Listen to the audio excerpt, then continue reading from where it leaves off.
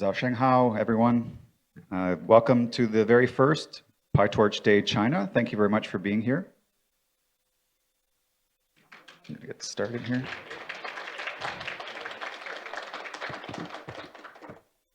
So before we get started, I'd like to say a very special thank you to BAI for hosting this event. I'd like to hear a really, a round of applause for them and for this great event and all the great speakers that we've listened to for the last couple of days. So thank you, BAI.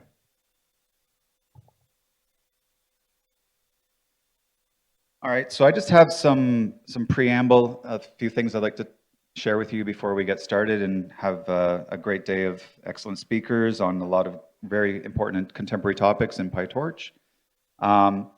So I'm going to put the new mission statement up here. This is very important because the PyTorch Foundation is evolving, right? AI is moving fast, and the foundation is evolving to keep up with the times. So what the foundation stands for now is to really accelerate innovation and build or make available tools for PyTorch that are widely available, and also to enhance open source AI across the industry. And so we're here to democratize access to tools, to allow tools to be accessed by anyone, anywhere for their purposes. And so we're continuing to move the dial, and we have some announcements that we'll make throughout this talk. I do want to quickly highlight the foundation members here. We are now at over 30 members. This foundation is only 2 years old, keep in mind, a very young foundation, and we're growing very quickly. And so would like to thank all of our members, and thank you BAI for also being a member of the foundation. We also have this very rich ecosystem of projects in the PyTorch Foundation. So beyond just the PyTorch framework, we've had this ecosystem of projects for several years now that is continuing to grow. We have, there's going to be names that you recognize here like transformers and diffusers, Onyx, SG-Lang, and so forth. And these are all great projects that are associated with PyTorch or the foundation. And these tools are really here to show the community that there are tools that are accessible under open source licenses and really work well together with the entire ecosystem. So I'm going to share with you a few announcements.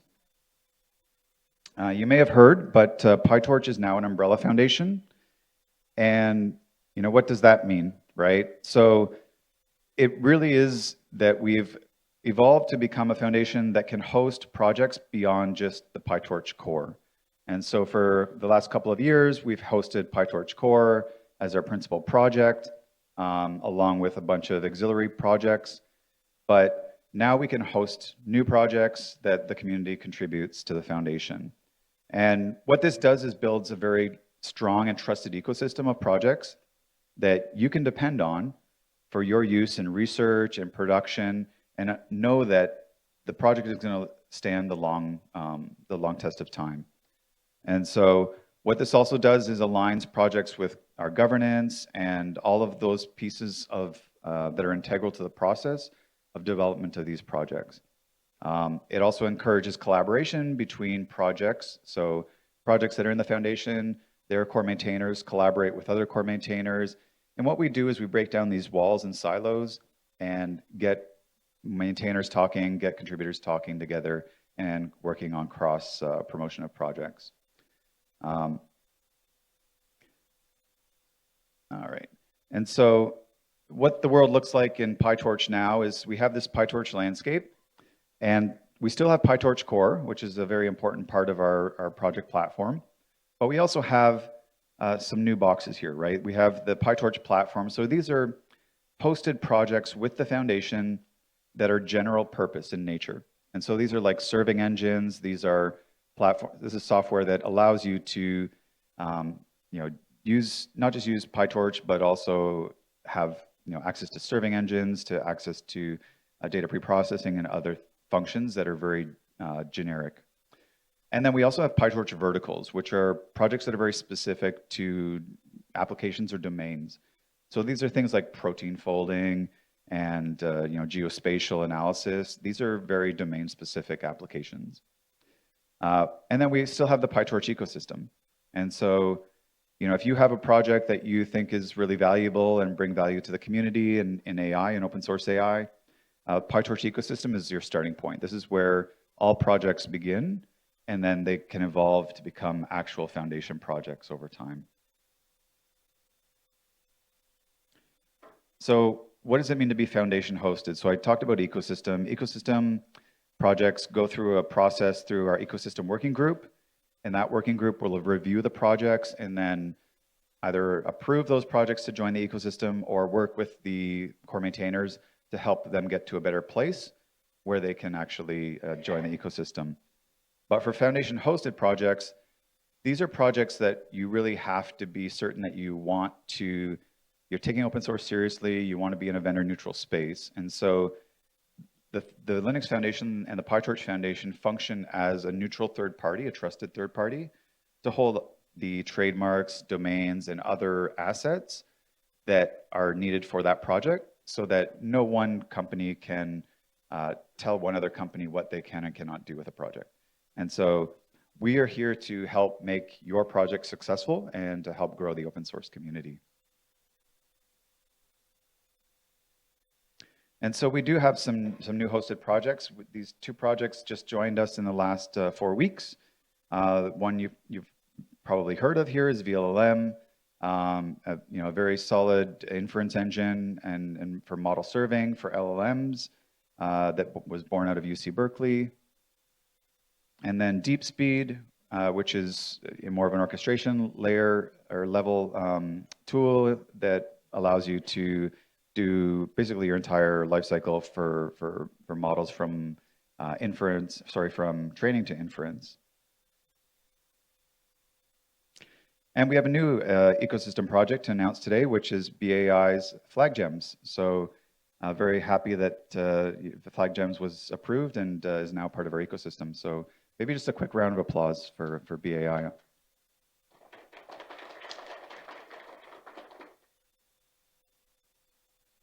All right, and so we actually about a month ago we launched the PyTorch Ambassador Program. So part of what we're doing here is we want to connect with local communities, want to connect with leaders in each community to help move the dial forward on open source AI. So not just PyTorch, right? VLLM, DeepSpeed, and the other projects that will eventually join the foundation. But anyone that's really passionate about open source and passionate about AI, this is the type of person that we're looking for. And so what we do is we provide resources and funding so that you can run your local meetups and run small events and conferences and these sort of things. If you're going to do webinars, we also give you access to our platform to be able to promote your events and to promote what you do in your local community. And so I'm not giving you a lot of time. I think it closes today.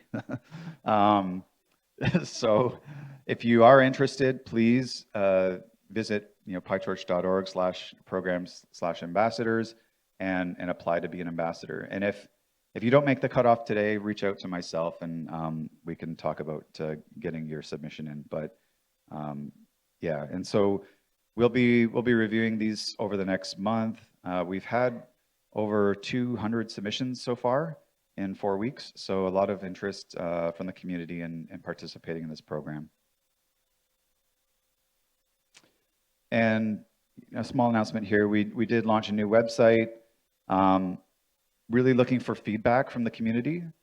If you feel like there should be something here that's not, or if it's changed drastically, I think maybe let us know and we can see how we can improve the website.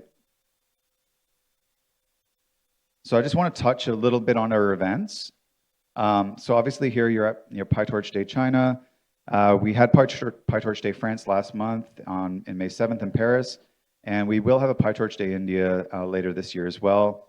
We really have organized these events so that we can get out more into the community, get to where the audience is, get into the community and engage and hear from you, like what we could be doing better, what we should be doing, where should we be focusing our efforts.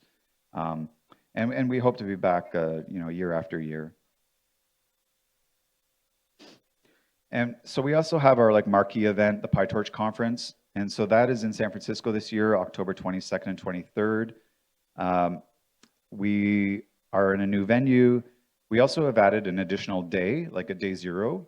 And I think this will be very interesting to a lot of folks. So we're going to have half day on measuring intelligence, which is really around benchmarking and benchmarking AI agents, benchmarking LLMs, and benchmarking overall AI systems.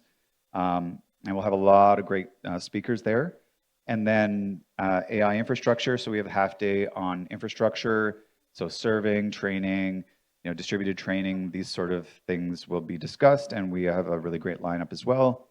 The Triton Conference will also be there. That'll be a full day event. And we'll also have the Startup Showcase, which will be in the afternoon, which we are inviting startups to come in, pitch, and we've got a great panel of judges that are VCs, and it's an opportunity for startups to get some exposure. Also, to make the week worthwhile, we have an Open Source AI Week. So that whole week will be Open Source AI Week. It's a great opportunity to come to San Francisco and visit a lot of events that are going to be throughout the Bay Area, and we hope to have a very full agenda for everyone to participate in. So what's next for the PyTorch Foundation, right? I think our focus now is really on ecosystem and project growth. So we'd like to see more projects come. We'd like to grow the ecosystem. We have these boxes here really demonstrate the domains that we're sort of addressing. And this goes from at the bottom of the stack in infrastructure up to models, data, and applications. And so there's more interest in standardizing protocols these days around MCP and A2A and other protocols. And then there's also a lot of interest in looking at different layers of abstraction. How can we get better measurement out of models? How do we deal with contamination of benchmark data and so forth? So there's a lot of contemporary topics, and we're looking for a lot of tools that will address real problems in this space. So we do have some additional programs that are going to be launched. The first one is the Speakers Bureau, so that'll launch this month. So you could be an ambassador, you can also be a speaker, but you don't have to be either, they can be exclusive. We do want to see folks sign up for this. This is where we're going to connect speakers in different areas to go to conferences and speak on behalf of projects and the foundation. So this is where we want folks to be able to get out there, get in the community, talk about their projects, and make a real change in the community. We also have OSPO and academic outreach. So this is a pretty interesting program. What we are doing is working with universities to provide them with the instruction packets that they need for professors, TAs to go and teach PyTorch, right? How to start with PyTorch and how to go into some of the advanced topics. And so this is really useful for academia. It's really useful for folks that are just learning about PyTorch and they may be studying computer science. And so we want to make sure that we can connect with universities. And if if you're studying now or you're a professor, feel free to reach out to me and we can talk about how we can get you piloted in this program. And then the next program is training and certification. So we have had, for a few years now, a lot of people asking about training and certification. A lot of people from China are asking for it. And so we finally are working on this, and we'll expect to launch it later this year, probably at the PyTorch Conference. And so we're hoping to do a day 0 event, which will be, we'll offer 2 training courses and certifications, which you could take on the first day of the conference before it gets started. And then we'll subsequently make that available online. And with that, thank you very much for joining us today, and I'm very excited about the great speakers that we have lined up for you. All right, thank you.